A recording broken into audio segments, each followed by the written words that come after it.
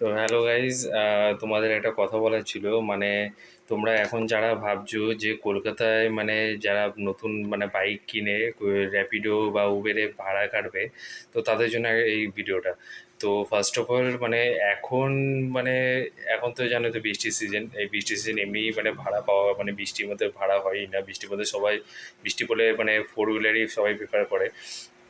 তো সেই জায়গায় দাঁড়িয়ে তা সেই জায়গায় দাঁড়িয়ে মানে নতুন গাড়ি নিয়ে যারা ফাইন্যান্সে গাড়ি নিচ্ছ, নিয়ে পরে নতুন ভাবছে যে সবাই র্যাপিডো করছে, উবের চালাচ্ছে, বিশাল ভাড়া মানে তারা বিশাল টাকা ইনকাম করছে। তো দেখো ভাই, আসলে আমরা মানে র্যাপিডো উবের এগুলো চালাই। কলকাতায় এখন এই বর্তমানে যা ভাড়ার অবস্থা, ঠিক আছে।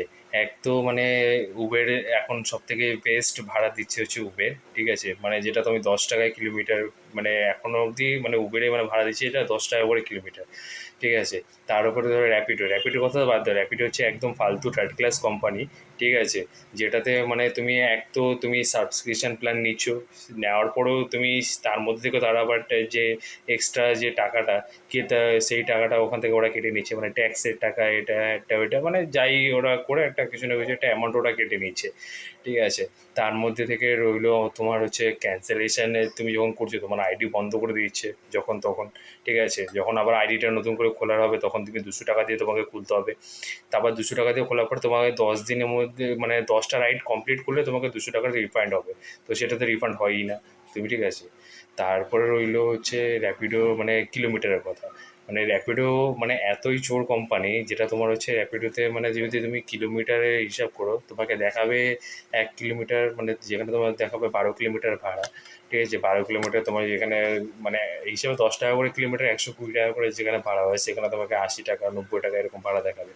এবার র্যাপিডোতে হলে এর সব থেকে প্রবলেম এটা হয়েছে যে র্যাপিডোতে তোমার কাস্টমারের কাছ থেকে তোমার এক্সট্রা টাকা চাইতে হয়। আর এক্সট্রা টাকা চাইতে গেলে তোমার র্যাপিডোতে মানে ওরা কাস্টমার কেয়ারে কমপ্লেন করে তোমার র্যাপিডো আইডিটা সাসপেন্ড করে দেবে, তাতে তুমি কাজ করতে পারবে না।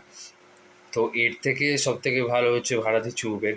তো উবেরে যাই হোক এখন ভাড়া আছে, তার মধ্যে থেকেও মানে এমন মানে উবেরে খুব মানে ভাড়া আছে। এবার হয়তো কিছু কিছু জায়গায় এমন জায়গা আছে যেখানে হয়তো র্যাপিডো ভালো ভাড়া দিচ্ছে, যেখানে উবেরে তুমি যদি সারাদিন মনে করো যে উবেরে ভাড়া কাটছো, তো সেই ক্ষেত্রে তোমার কি ওই কিছু কিছু জায়গায় হয়তো ঘন্টা দুয়েক তোমার বসে থাকতে হলো, বা আধা ঘন্টা 40 মিনিট তোমাকে বসে থেকে তারপর তো তুমি একটা ভালো ভাড়া নিয়ে, তো তুমি ভালো ফেয়ার নিয়ে তুমি সেখান থেকে বেরিয়ে আসতে পারবে। তো আমি এটাই তোমাদের বলবো যে ভাই দেখো, আমরাও কাজ করছি এতদিন ধরে, ঠিক আছে।